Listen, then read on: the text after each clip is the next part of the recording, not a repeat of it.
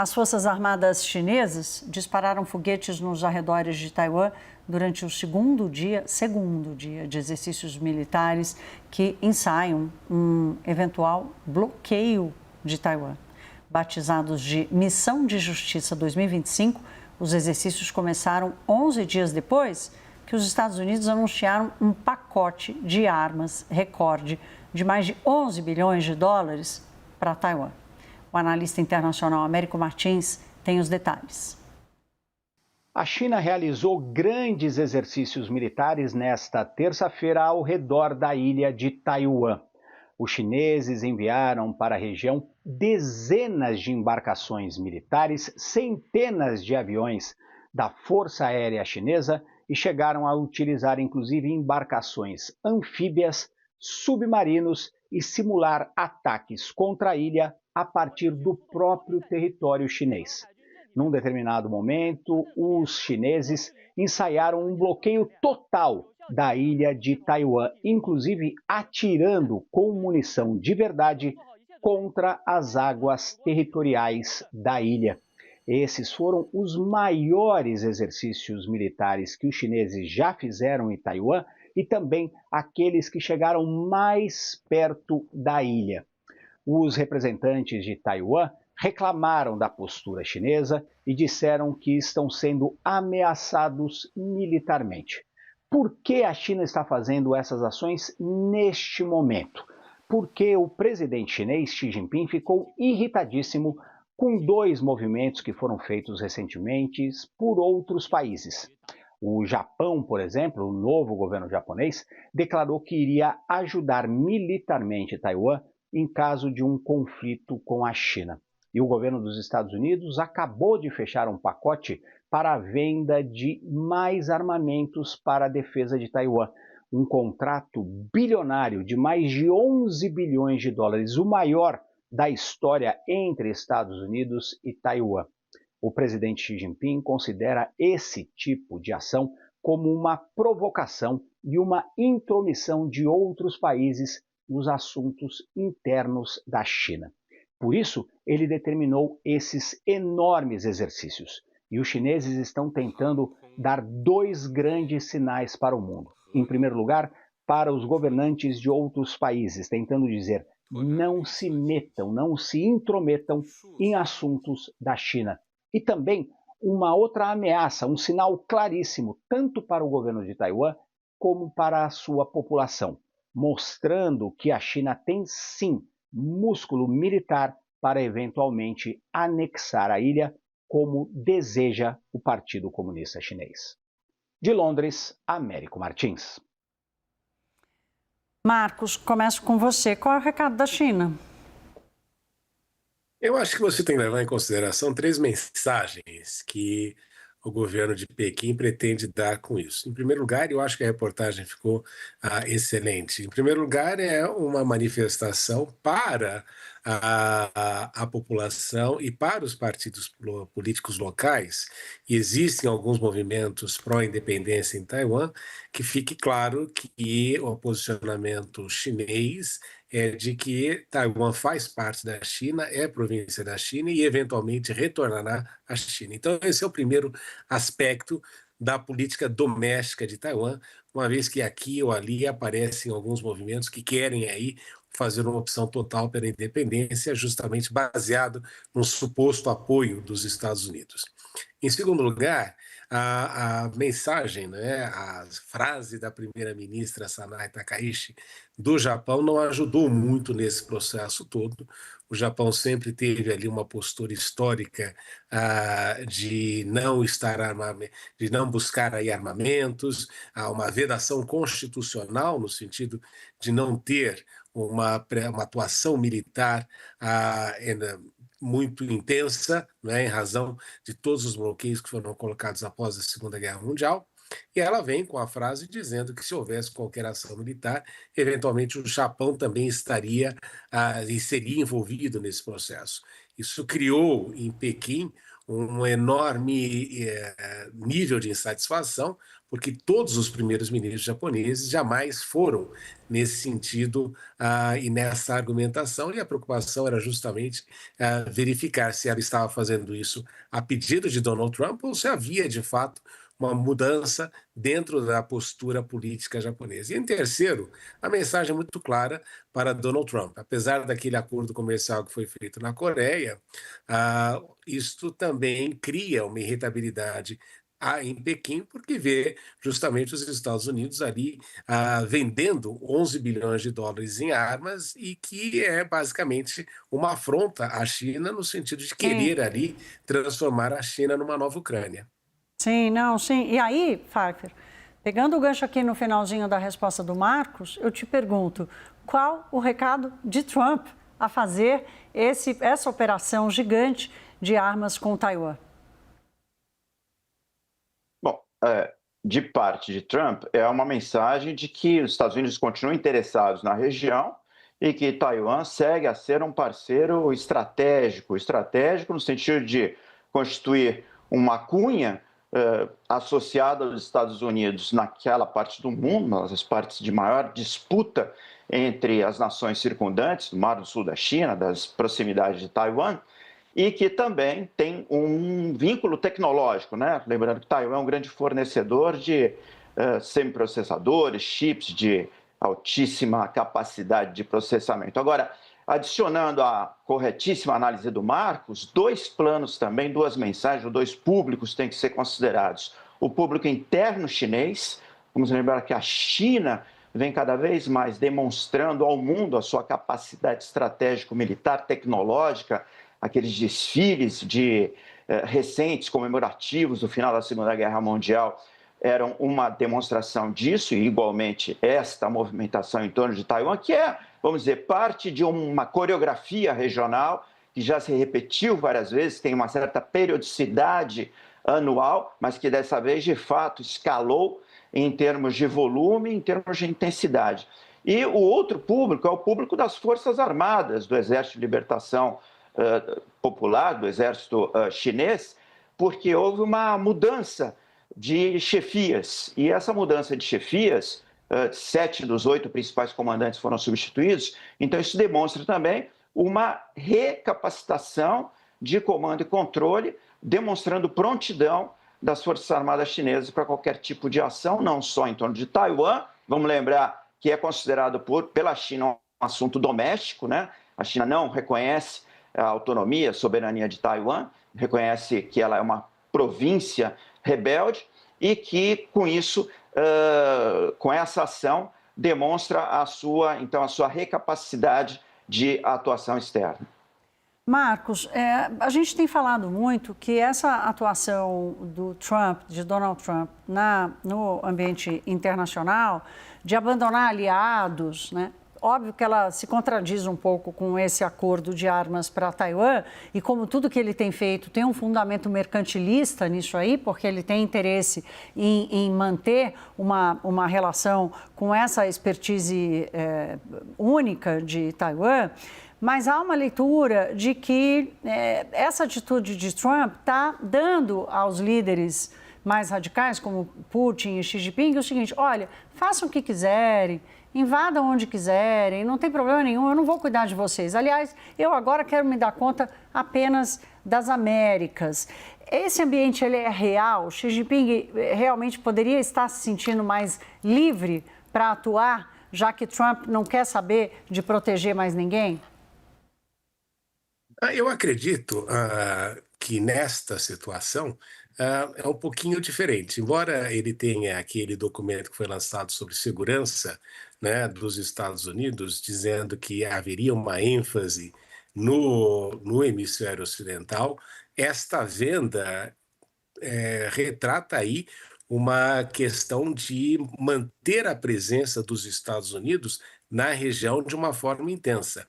Então, a impressão que a gente poderia ter é de que ele estaria, de alguma forma, desengajando e permitindo que outros líderes pudessem exercer hegemonias regionais, Mas ele entende também que depois daquela crise dos minerais críticos, que ele tem ali uma situação difícil com a China e que a política dele é de contenção à China. Se você lê o documento, ele basicamente fala que pretende conter a China na questão econômica, tecnológica e militar. Então, não houve um abandono nesse processo todo, é parte da estratégia dos Estados Unidos, e embora possa-se ter aí a impressão de que ele tenha relaxado de alguma forma, este tipo de ação evidencia que ele continua carregando esta política adiante, e até mesmo quando a gente vê os investimentos que vão ser feitos na Marinha Australiana para que tenham equipamentos nucleares. Então você nota que não, Trump continua justamente mantendo a política americana, porque ele sabe que manter uma presença na região Indo-Pacífica é importante para os Estados Unidos. Ô, Pfeiffer, olhando um pouco para o mundo, assim, o cidadão enxerga coisas inéditas, como o Japão, por exemplo, a chegada da primeira-ministra, que tem uma posição bem mais radical, falando em armamento nuclear, todo esse ambiente mais bélico na Finlândia, Polônia, a Europa se armando, a Alemanha com medo de Putin. Qual é a velocidade dessa insegurança e desse ambiente belicoso? Com que velocidade você enxerga isso acontecendo, alimentando essa insegurança? Velocidade é um dado da realidade, né? Mudou, o mundo pós-Guerra Fria terminou. Nós estamos num mundo ainda de denominação por definir, no mundo do pós-Guerra Fria, por assim dizer, mas que os Estados Unidos abdicam ou mostram aos seus parceiros que eles não mais fornecerão segurança, não serão mais polícia do mundo no sentido de oferecerem policiamento ostensivo, mas sim manterão seus interesses e tensionamentos necessários para preservarem a sua posição hegemônica. Todo documento de segurança nacional americano é um contraponto à presença chinesa, inclusive o capítulo sobre o hemisfério ocidental, em que está muito clara a disposição a afastar os interesses chineses da região. Não é porque a América Latina ou que as Américas sejam mais interessantes ou mais atraentes, é porque a presença chinesa na região e o que a região tem a oferecer para o projeto de dominação americana, de hegemonia americana no mundo, se casam, né? Então, esta insegurança que você faz referência, ela já é um dado da realidade. Todos os Estados nacionais devem buscar a sua capacitação de defesa e mapearem os seus interesses estratégicos e as suas ameaças existenciais. No caso da Europa, pode ser a Rússia, e no caso da Ásia-Pacífico, a China é o grande vocacionado a ter alguma dominação sobre os países da região. Nesse sentido, é natural que o Japão busque aumentar seu orçamento de defesa, a Coreia do Sul da mesma maneira. Então, todos os países que têm ligações com os Estados Unidos buscam a sua autossuficiência, mas os Estados Unidos permanecem como parceiros fundamentais deles. Não haverá nada naquela região sem a presença americana. Vamos lembrar que a grande parte desses processos, desses sistemas de defesa, são de conteúdo tecnológico americano. Então, esse vínculo vai continuar. Professor, olhando para a estratégia de Xi Jinping, assim, a gente tem dito muito que Trump faz um movimento aqui no Caribe e traz essa força militar inteira para cá, e quanto mais ele avança, mais difícil fica para ele recuar e não demonstrar fraqueza ou mesmo recuo político. A mesma coisa pode acontecer ali ao redor de Taiwan, com esse movimento gigantesco desse exercício militar. Como é que faz para Xi Jinping dar ré nesse processo? Eles, se quisessem, viu, Thaís, a China já poderia ter invadido Taiwan há muito tempo, não é? E pelo que a gente viu na questão ucraniana, você confiar no apoio do Ocidente para a resistência no processo de uma ilha ali que facilmente seria dominada pelos chineses, é muito difícil de vender para o resto da opinião pública global. não é? Até porque a grande proteção de Taiwan sempre foi a questão dos chips, como o Alberto falou, mas essa questão também tem sido retirada porque os Estados Unidos criaram aí uma série de leis para que os chips sejam manufaturados nos Estados Unidos. Então, a única questão é de conter a ascensão da China como potência hegemônica, e o que Trump tem feito aí com muito sucesso é vender os seus equipamentos militares ao redor do mundo, seja com a alteração da participação dos países da questão da defesa no orçamento dos países da OTAN, ou seja, no Japão ou na Coreia do Sul. Esta questão de você criar e transformar a China e a Rússia em grandes inimigos expansionistas tem também muito a ver com esta questão comercial das armas, como são vendidas ao redor do mundo. Só que existe aí, e aqui é importante enfatizar uma coisa, que os minerais críticos, né, que foi o tema da pauta há uns 2 meses, com grande ênfase, eles são extremamente necessários para os equipamentos militares, e a China já deixou muito claro para os Estados Unidos de que não pretende aí vender minerais críticos refinados na China para a construção de armas que seriam eventualmente utilizadas contra elas. Então, estes contratos de Trump também têm aí uma questão de tempo e também de acesso a esses minerais críticos que são essenciais para a confecção dessas armas. O Pfeiffer, como é que fica a Ucrânia nisso tudo? Se a atenção se desvia para o mar chinês, como é que a Ucrânia fica mais sozinha? Bom, Thaís, vamos pensar aqui que talvez o Trump esteja sendo aquele malabarista, equilibrista chinês que fica mantendo os pratos girando, né? Então ele lida com Gaza, ele lida com Ucrânia, ele lida com China, ele lida com Venezuela, sai de uma reunião, trata de outro tema e por aí vai. O mundo é um mundo de tensionamentos crescentes, ele não será um mundo do fim da interdependência, é um mundo em que um país depende do outro no comércio, no acesso a tecnologias críticas, a matérias-primas críticas.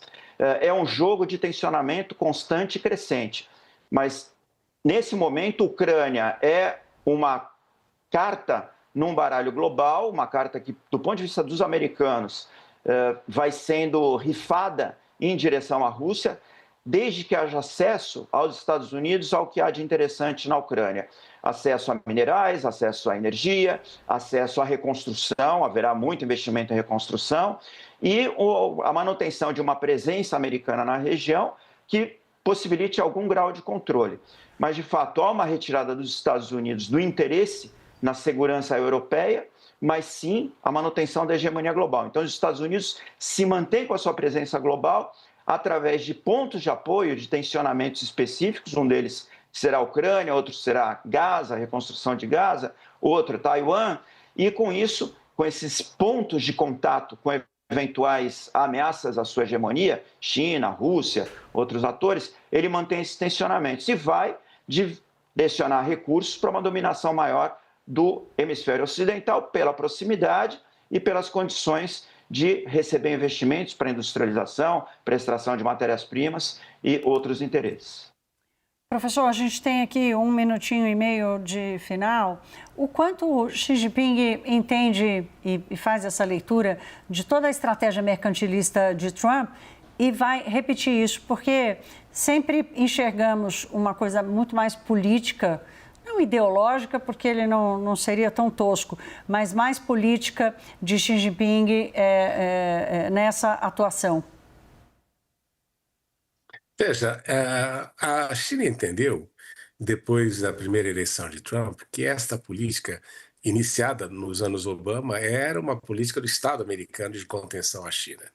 E ele sabe, e o presidente Xi, analisando o futuro político, considerando que o presidente Trump é um presidente de mandato só, quando você olha ali para as possibilidades políticas dos Estados Unidos, você tem ali uma perspectiva de não alteração nesse rumo, porque você tem 3 candidatos aí que já começam a surgir, que são Marco Rubio, não é, o Peter Hegseth e também o próprio vice-presidente. Os 3 seguem na mesma toada do presidente Trump. Então a China entendeu que essa é uma movimentação de contenção de longo prazo e que qualquer que venha a ser o sucessor, também podendo ser democrata, seguirá na mesma toada. Então não muda, e o presidente Xi entendeu isso claramente. A postura da China tem que ser de jogar aí para que seja considerado um igual, não é?